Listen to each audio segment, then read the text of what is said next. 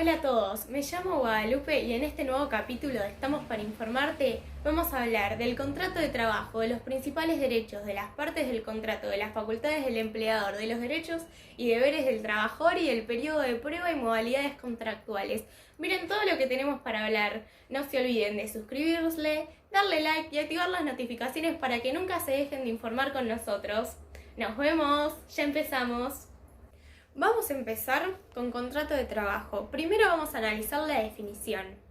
Habrá contrato de trabajo cualquiera sea su forma o denominación, siempre que una persona física se obligue a realizar actos, ejecutar obras o prestar servicios en favor de la otra y bajo dependencia de esta durante un periodo determinado o indeterminado de tiempo, mediante el pago de una remuneración.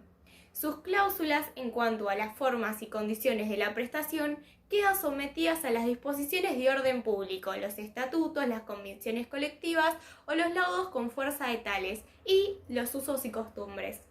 Nos podríamos preguntar, ¿quiénes son los sujetos del contrato de trabajo? Estos son el trabajador o dependiente y el empleador. Vamos a ver cada una de las características. Vamos a empezar. Trabajador o dependiente. Se trata de una persona física con capacidad jurídica que se obliga a prestar un servicio en relación de dependencia y en forma personal al cambio de pago de una retribución. Dice el artículo 25. Se considera trabajador a los fines de esta ley a la persona física que se obliga o preste servicios en las condiciones previstas en los artículos 21 y 22 de esta ley, cualquiera que sean las modalidades de prestación.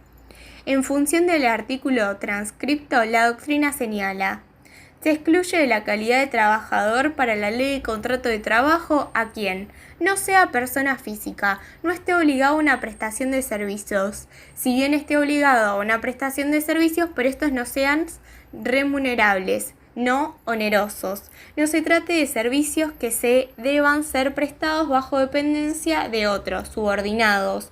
Cuando se trate de servicios forzosos, es decir, no exigibles a la virtud de una obligación asumida voluntariamente por quien debe cumplirla, sino impuesta por él. Cuando se trate de servicios exigibles por una relación de empleo público. Empleador. Se considera empleador a la persona física o al conjunto de ellas, o persona jurídica que requiera los servicios de un trabajador. Se trata de la persona física o jurídica que organice y dirige el trabajo prestado por el dependiente, sirviéndose para ello facultades de control y disciplinarias conferidas por ley. Pueden ser empleadoras, las entidades sin fines de lucro, asociaciones y fundaciones, las sociedades de hecho, etc. Ahora vamos a ver los principales derechos y obligaciones de las partes del contrato. Se entiende por derechos y deberes de las partes a las prestaciones recíprocas y a las facultades que surgen del contrato de trabajo. Abarcan tanto al trabajador como al empleador, porque ambos actúan como acreedores o deudores, ya que cada obligación de una parte le corresponde un derecho de la otra. Están regulados específicamente y especialmente en la ley de contrato de trabajo, sugiriendo también de los estatutos y de los convenios colectivos. Obviamente, la piedra angular del contrato de trabajo está conformada por dos obligaciones que son fundamentales.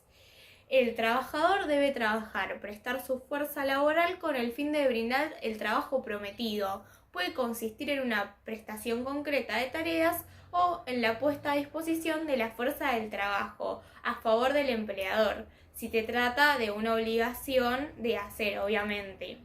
El empleador como contraprestación está obligado al pago de una remuneración. Tiene la obligación de dar y otorgar ocupación efectiva al trabajador, obviamente según su categoría laboral y el trabajo que está realizando en la empresa o donde trabajen. Empezamos con las facultades del empleador. Ahí va. Bueno, vamos a empezar trabajando con las facultades del empleador. La primera facultad es la de organización, que representa el conjunto de atribuciones jurídicas para determinar las modalidades de la prestación laboral. Luego tenemos la facultad de dirección, que es la potestad del empleador de emitir directivas al trabajador mediante órdenes e instituciones relativas a la forma y modalidad según los fines y necesidades de la empresa. Como tercera facultad tenemos la facultad de control. Se trata de una consecuencia del poder de dirección y consiste en el poder y la posibilidad del empleador de controlar la debida ejecución de órdenes impartidas. Luego tenemos el poder reglamentario. Las directivas del empleador pueden manifestarse verbalmente, por escrito o con un reglamento interno, también llamado reglamento de la empresa o taller. Básicamente, este consiste en la facultad del empleador de organizar el trabajo, en un ordenamiento escrito estableciendo obligaciones y provisiones propias de la actividad. Luego tenemos una facultad muy importante que es la facultad de alterar condiciones del contrato, o más conocida como ius variandi. El empleador puede alterar algunos aspectos del contrato de forma unilateral, efectuando aquellos cambios que considere necesarios para mejorar la producción. Pero el ius variandi, para que sea legalmente admisible, debe ser ejercido cumpliendo algunos requisitos que están fijados en la Ley de Contrato de Trabajo y que constituye en estrictos límites para su utilización. Por último, tenemos el poder disciplinario. Su función es punitiva y surge como consecuencia de la facultad de dirección, del poder reglamentario y la de la facultad de control.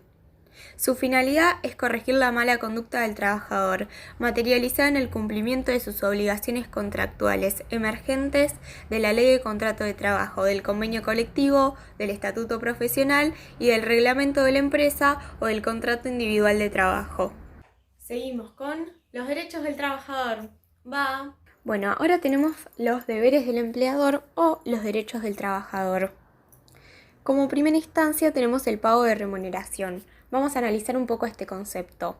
Llamamos remuneración a la contraprestación que recibe el trabajador por haber puesto a disposición del empleador su fuerza de trabajo. El concepto de remuneración no solo es la contraprestación del trabajo efectivamente realizado, sino que se extiende a la disponibilidad de la fuerza de trabajo del dependiente a favor del empleador. Desde esta óptica, pueden ser considerados remuneratorios las vacaciones, los feriados, las enfermedades y determinadas licencias. Luego tenemos el sueldo anual complementario o aguinaldo. Se denomina sueldo anual complementario o aguinaldo a un salario adicional a las 12 retribuciones que se abonan por mes durante el año, que se abona dividido en 2 cuotas. Una el 30 de junio y la otra el 16 de diciembre. Luego tenemos el deber de seguridad y protección. Es el conjunto de medidas y recursos técnicos que el empleador debe adoptar durante la prestación de tareas para proteger al trabajador. Tiene por objetivo prevenir la producción de accidentes y enfermedades laborales. Luego tenemos el deber de ocupación. Es la obligación del empleador de brindar trabajo adecuado, digamos ocupación efectiva, a la categoría o función que cumple el trabajador, otorgándole trabajo en las condiciones legales y pactadas. Luego tenemos el deber de observar las obligaciones frente a los organismos sindicales y de la seguridad social y la entrega de certificados de trabajo.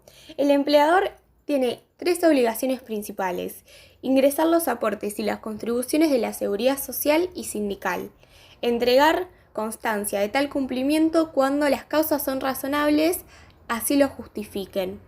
Entregar un certificado de servicios y remuneraciones, con constancia del tiempo de duración del empleo y las cargas ingresadas. Esto es al momento de la extinción del contrato de trabajo. También tenemos la obligación del reintegro de gastos y resarcimientos por daños, junto con el reconocimiento de investigaciones y descubrimiento. Como último y sumamente importante, tiene el deber de no discriminar y la igualdad de trato. Y ahora algo que es sumamente importante, los deberes del trabajador. Deberes del trabajador. Deber de diligencia y colaboración. La prestación debe adecuarse a las características de la actividad y a los medios que se le provean.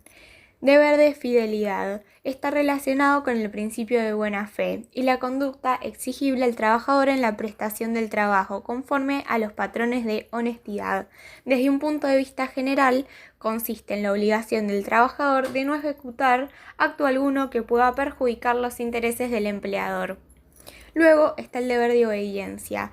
La ley de contrato de trabajo ratifica la conducta que es esperable del trabajador, estableciendo que el dependiente debe observar las órdenes e instrucciones que se le impartan sobre el modo de ejecución del trabajo, ya sea por medio del mismo empleador o por vía de sus representantes.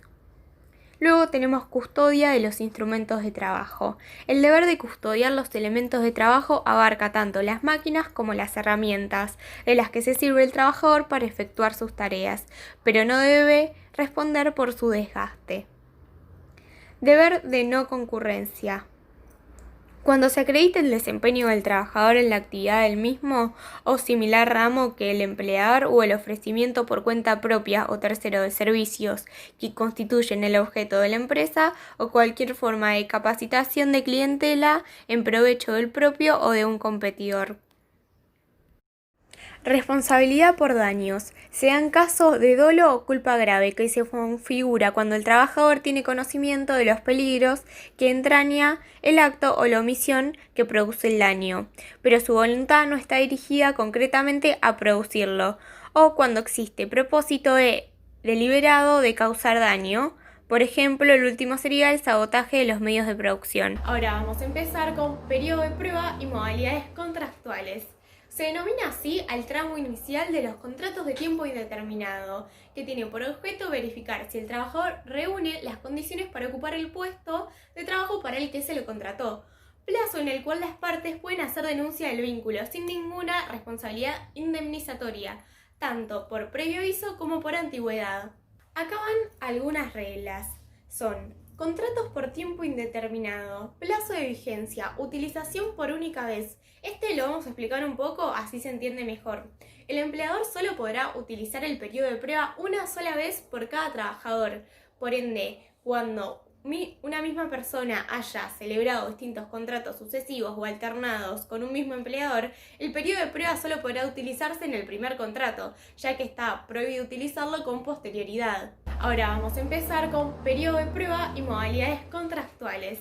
Se denomina así al tramo inicial de los contratos de tiempo indeterminado, que tiene por objeto verificar si el trabajador reúne las condiciones para ocupar el puesto de trabajo para el que se lo contrató, plazo en el cual las partes pueden hacer denuncia del vínculo sin ninguna responsabilidad indemnizatoria, tanto por previo aviso como por antigüedad. Estas dos reglas son un poco más difíciles, las vamos a explicar. Infracción por el uso abusivo. ¿Esto qué significa? Cuando el empleador ocupará sucesivamente distintos trabajadores en ese periodo, en un mismo puesto de trabajo de naturaleza permanente. Obviamente, tal conducta es reprochable por el hecho de que el empleador procure evitar que un trabajador se transforme en efectivo. Efectivización que se produce al transponer el periodo de prueba sin que se haya extinguido el vínculo. Verificada la infracción, el empleador será pasible de las sanciones previstas en el régimen vigente de la Policía de Trabajo. No se prevén consecuencias para el trabajador que haya sido objeto de la práctica abusiva. Luego tenemos el registro del periodo de prueba. El empleador debe registrar, luego tenemos el registro del periodo de prueba. El empleador debe registrar el contrato de trabajo que comienza con el periodo de prueba. Esta realización debe formalizarse en el libro especial en el artículo 52 de la Ley de Contrato de Trabajo y en los recibos de sueldo. La omisión de este trámite implica la renuncia tácita del empleador a la aplicación del periodo de prueba. La renuncia puede ser parcial, sí, estando en el curso de periodo de prueba. El empleador, en forma expresa, le notificará al trabajador su intención efectiva de confirmarlo por un tiempo indeterminado. Nos podemos preguntar respecto a los derechos de las partes durante la vigencia del periodo de prueba. La Ley de Contrato de Trabajo puntualiza que las partes tienen todos los derechos propios del vínculo jurídico, con excepción de aquellos que resulten especialmente exceptuados. En especial se hace referencia a los derechos sindicales del trabajador, en la medida que estos, obviamente, resulten compatibles. Otra regla es la extinción del contrato sin derecho a indemnizaciones y sin expresión de causa. Durante el periodo de prueba, cualquiera de las partes puede extinguir el vínculo, sin expresión de causa y sin la obligación de preavisar. En este caso no se genera ninguna indemnización con motivo de la extinción. Bueno, por acá tenemos el pago obligatorio de los aportes y contribuciones. Durante el periodo de prueba se pagarán los aportes, o sea, las retenciones, y las contribuciones que están a cargo del empleador, que resulten vigentes con las reducciones generales impuestas en cada zona. Esta es una diferencia fundamental con los dos regímenes anteriores, que establecían extensiones de contribuciones en beneficio del empleador. Luego tenemos otra regla, que es riesgo de trabajo y enfermedades inculpables. Durante la vigencia del periodo de prueba, el trabajador está protegido de los riesgos de trabajo por la ORT que se hubiera contratado, la que brindará todos los servicios que le sean requeridos conforme a lo que impone el régimen de la Ley 24.557. En cuanto a las enfermedades y accidentes inculpables, el empleador tiene la obligación de asistir al trabajador hasta la finalización del periodo de prueba, si se ha dispuesto la extinción del vínculo. Si la patología continúa a través del tiempo con posterioridad a dicho límite, el empleador no tiene ninguna obligación con el trabajador y las personas que se deben hacer cargo es la obra social. La obra social, por entonces, debe continuar prestando los servicios médico-asistenciales hasta que se dé la alta y hasta un periodo máximo de 3 meses, posteriores al cese del contrato de trabajo, ¿no? Ahora tenemos a la exclusión de la indemnización prevista en el artículo 212, cuarto párrafo de la Ley de Contrato de Trabajo. Se excluye expresamente el derecho del trabajador a acceder a la indemnización por incapacidad absoluta prevista en la norma citada. Ahora, por último, tenemos el cómputo de la antigüedad en el empleo. El periodo de prueba será computado a los efectos legales pertinentes como tiempo de servicio. La norma menciona los derechos laborales y de la seguridad social, expresión que debe interpretarse como aplicable dentro de las restricciones que impone el régimen específico. Muchas gracias por mirar el video, no olviden suscribirse y darle like. Nos vemos hasta el próximo video.